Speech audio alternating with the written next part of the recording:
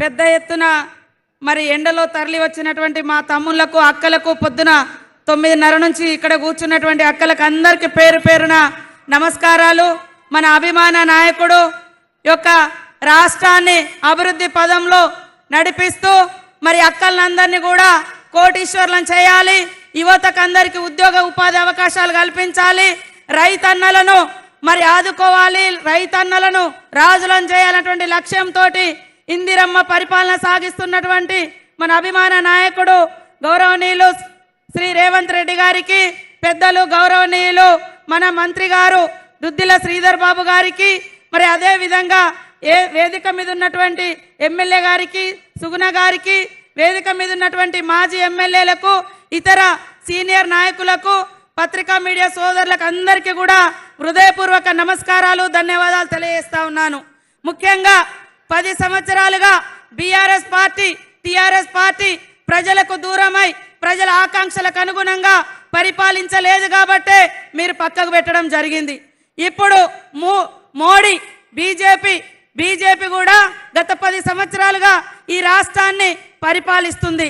అయ్యా నువ్వు ఏం చేసినవో చెప్పవయ్యా అంటే ఆయన ఏం చేసింది చెప్పలేక, చెప్పుకోవడానికి ఏం లేక కాంగ్రెస్ పార్టీ మీద రకరకాల కుట్రలు చేసి, కాంగ్రెస్ ప్రభుత్వాలను కూల్చే కుట్రలు చేసి, అదే విధంగా కాంగ్రెస్ లో ఉంటే అవినీతి పరులంట, కాంగ్రెస్ నుంచి పక్కకు పోతే మరి వాషింగ్ పౌడర్ నిర్మా అంట, పక్కన మహారాష్ట్రలో అశోక్ చవాన్ అనేటువంటి సీఎం ఉంటే కాంగ్రెస్ పార్టీలో ఆయన మీద కేసు పెట్టిరు. వాళ్ళ పార్టీలో పోగానే ఆయనకు రాజ్యసభ ఇచ్చి ఢిల్లీకి పంపిరు. మరి ఇవాళ ఏమంటున్నాడు, కాంగ్రెస్ వస్తేనట పేదోళ్ళ దగ్గర పుస్తకాలు గుంజుకోనట ఇంకొక ముస్లిం కమ్యూనిటీకి ఇస్తారంటారు. అరే ఏమైనా బుద్ధి ఉందా మోడీ గారు? నీకు ఒక రాజ్యాంగబద్ధమైనటువంటి పదవుల్లో ఉండి నువ్వు 10 ఏళ్ళు ఈ రాష్ట్రానికి, ఈ దేశానికి, ఈ ప్రజలకు ఏం చేసినవో చెప్పు, మేము ఇవాళ చెప్తాం. మరి నువ్వు హిందువుల పార్టీ అని అంటున్నావు కదా, హిందువులకు గుడిలో దేవుని మొక్కుతే కనీసం అగరబత్తి మీదనైనా నువ్వు జిఎస్టీ వేయకుండా ఫ్రీగా అగరబత్తి ఇస్తాను అని నేను అడుగుతా ఉన్నా. మరి ఏమన్నా ప్రత్యేకంగా నువ్వు అంటున్నావు కదా హిందూ ముస్లిం అని, హిందువుల మీద ట్యాక్సీలు వేయకుండా 10 ఏళ్ళు రూపాయి వసూలు చేయకుండా ఏమన్నా పరిపాలించినవా నేను అంటున్నా. కానీ కాంగ్రెస్ పార్టీ ఈ దేశంలో ఉన్నటువంటి ప్రతి ఒక్కరి కష్టాలను పేదోళ్లకు దగ్గరగా పరిపాలించి ఈ 70 సంవత్సరాల కాలంలో మరి ఆహార భద్రత చట్టం తీసుకొచ్చి 81 కోట్ల మందికి రేషన్ కార్డులు ఇచ్చింది. పని లేనటువంటి వాళ్లకు ఈ కులము ఆ కులం అని కాకుండా ఉపాధి హామీ చట్టం తెచ్చింది. ప్రతి పిల్లగాడు చదువుకునే విధంగా, ప్రతి అమ్మాయి చదువుకునే విధంగా విద్యా హక్కు చట్టం తెచ్చింది. నువ్వేం తెచ్చినవయ్యా? జిఎస్టీ తెచ్చిండు. జిఎస్టీ తెచ్చి ఈ 9-10 సంవత్సరాల కాలంలో దేశవ్యాప్తంగా పేదల నుంచి 54 లక్షల కోట్ల రూపాయలు పన్నుల రూపంలో వసూలు చేసిరు. కానీ కాంగ్రెస్ మహిళలకు లోన్లు ఇచ్చింది. మహిళలకు 500కే ఆనాడు కాంగ్రెస్ ఉన్నప్పుడు ఇళ్లల్లో మరి గ్యాస్ సిలిండర్ ఇచ్చి అక్కల కష్టాలు తీర్చింది. మరి అదేవిధంగా రైతన్నల రుణమాఫీ ఏకకాలంలో చేసింది. ఇందిరమ్మ ఇండ్లు ఇచ్చింది, బడులు ఇచ్చింది, గుడులు ఇచ్చింది, మడి ఇచ్చింది. ఇవాళ వ్యవసాయ రంగాన్ని అద్భుతంగా ఇవాళ కడెం ప్రాజెక్టు కావచ్చు ఆదిలాబాద్లో, మరి శ్రీరామ్ సాగర్ నిజామాబాద్లో కావచ్చు, ఇవన్నీ తెచ్చినాం. మీరేం తెచ్చిరా? ఒక్కటన్నా ఇవాళ ఏమన్నంటే అయోధ్య పేరుతోటి ఊరూర్లో వసూలు చేసుకున్నారు, తీసుకుపోయి అక్కడ కట్టిరు, సంతోషం. కానీ మాకేమిచ్చిర్రు? ఊళ్ళలో ఏమిచ్చిర్రు? ఇల్లు ఇచ్చిరా? తమ్ముళ్ళు ఉద్యోగం ఇచ్చిరా? రుణమాఫీ చేసిరా? మరి 2019లో రైతన్నలకు అందరికీ 2000 రూపాయల చొప్పున పెన్షన్ ఇస్తా అన్నారు, ఇచ్చిరా? 2000 ఉద్యోగాలు ఇస్తాం సంవత్సరానికని 22 కోట్ల ఉద్యోగాలు అని చెప్పి ఆ లెక్కన 20 కోట్ల ఉద్యోగాలు రావాలి మనకు. వచ్చినాయా?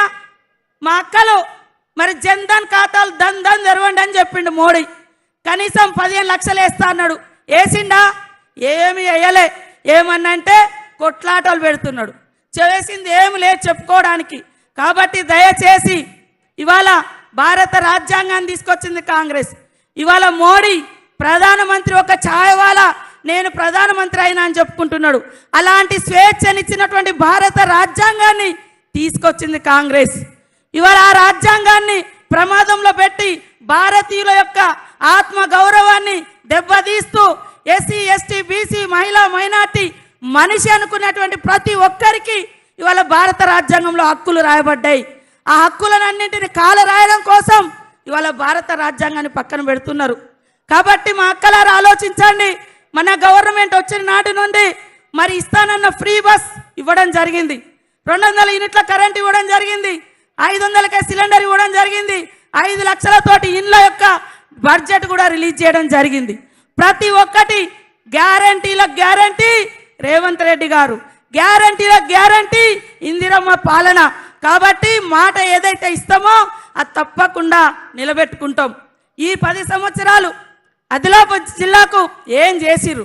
ఇవాళ ఈ జిల్లాలో ఐటీడీఏలు వచ్చినా, ఉద్యోగాలు వచ్చినా, మరి అదేవిధంగా అనేక రకాల ఫండ్స్ వచ్చినా కాంగ్రెస్ తోటి వచ్చింది తప్ప ఈ బీజేపీ బీఆర్ఎస్ ఏం వేయలేదు. ఇంకా 5 ఏళ్ళు మన ప్రభుత్వం ఇక్కడ ఉంటుంది. కాబట్టి మీ అందరి ఆకాంక్షలకు అనుగుణంగా, మీ అవసరాలకు అనుగుణంగా మీ పిల్లలకు 3 నెలలలో 34,000 ఉద్యోగాలు ఇచ్చిన ఘనత మరి సీఎం రేవంత్ రెడ్డి గారిది. 4,000 అంగన్వాడీలను కూడా అప్గ్రేడ్ చేయడం జరిగింది. దాంతో 34,000 మందికి ఇచ్చినాం. మరి బీజేపీ ఏమిచ్చింది? ఇవాళ ఏమనంటే దేవుడు దేవుడు అంటారు. దేవుడు ఇవాళ గుడిలో ఉండాలి, భక్తి గుండెల్లో ఉండాలి. కానీ దేవుని తీసుకొచ్చి రోడ్ల మీద జెండాలకు కట్టి దేవుని ఎజెండా పెట్టి మరి ఓట్లు అడగడం ఇది ఎంతవరకు సంస్కారం అని నేను అడుగుతున్నా. మా అందరికీ భక్తి ఉంది, ఇక్కడ వాళ్ళందరికీ భక్తి ఉంటుంది. దేవుడు గుడిలో ఉంటాడు, భక్తి గుండెల్లో ఉండాలి. కాబట్టి ఇవాళ మీరు ఏమి ఇచ్చిర్రు? కనీసం గుడులను కూడా కట్టలేదు మీరు. కానీ ఎంతసేపు కాంగ్రెస్ను విమర్శించడమే పనిగా పెట్టుకున్నారు. ఇవాళ సుగుణ ఒక ప్రశ్నించే గొంతుక, ప్రజల మనిషి, 30 సంవత్సరాలుగా ప్రజల కష్టాలలో, ప్రజల ఇబ్బందులలో తన కుటుంబం నిలబడ్డది. కాబట్టి ఈ యొక్క సుగుణ గారిని, పేదింటి బిడ్డ, ఉద్యోగం వదిలిపెట్టుకొని మనల్ని నమ్ముకొని వచ్చింది. తప్పకుండా ఈ జిల్లాకు నేను ఇన్ఛార్జ్ మినిస్టర్గా ఉన్నా. సీఎం రేవంత్ రెడ్డి గారు కూడా ఆయన ఎన్నికల కంటే ముందు ఏదైతే వాగ్దానాలు చేసిండో ఆ వాగ్దానం మేరకు సీఎం అయిన తర్వాత కూడా మొదటి పర్యటన ఆదిలాబాద్ జిల్లాలోనే చేయడం జరిగింది. కాబట్టి ఇక్కడికి వచ్చినటువంటి వాళ్ళందరి యొక్క అవసరాలు, సమస్యలు వారికి సంపూర్ణమైనటువంటి అవగాహన ఉంది. కాబట్టి మీ అందరి, మనందరి అభిమాన సీఎం రేవంత్ రెడ్డి గారి ఆధ్వర్యంలో ఈ యొక్క పార్లమెంటు, ఈ జిల్లా అభివృద్ధి చెందుతుంది. చెందే విధంగా నేను ఇక్కడ బాధ్యత తీసుకుంటా. అక్కడ సీఎం గారు ఉన్నారు, ఇక్కడ ఆత్రం సుగుణ గారి చేతి గుర్తుకు ఓటేసి గెలిపియాలని పేరు పేరున మా అక్కల్ని, మా తమ్ముళ్ళని, మా అన్నల్ని అందరినీ కోరుకుంటా ఉన్నాం. ఇవాళ రాజీవ్ గాంధీ గారి కుటుంబం, ఇందిరమ్మ కుటుంబం, రాజీవ్ గాంధీ గారు చనిపోయి మరి 34 సంవత్సరాలు అయింది. ఆ రోజు నుంచి ఈ రోజు వరకు ప్రధానమంత్రి పదవులలో వాళ్ళు లేరు. కానీ దేశం కోసం కష్టపడుతున్నారు, రాష్ట్ర ప్రజల హక్కుల కోసం కష్టపడుతున్నారు. కాబట్టి ఒక్క అవకాశం ప్రజాస్వామిక పోరాట యోధుడు, రాజ్యాంగాన్ని కాపాడే లక్ష్యంతో పోరాడుతున్నటువంటి రాహుల్ గాంధీ గారిని ప్రధానమంత్రిని చేద్దాం. పేదల పరిపాలన దేశమంతా నిర్మించుకుందామని తెలియజేస్తూ ఇక్కడికి వచ్చినటువంటి మీ అక్కలకు, అన్నలకు అందరికీ మరొకసారి నమస్కారాలు తెలియజేస్తూ చేతి గుర్తుకే చేయున్నోళ్ళందరూ చేతి గుర్తుకే. ఇప్పుడు గౌరవనీయులు పెద్దలు మన మంత్రివర్యులు శ్రీ దుద్దిల్ల శ్రీధర్ బాబు గారిని మాట్లాడాల్సిందిగా కోరుతా ఉన్నాను.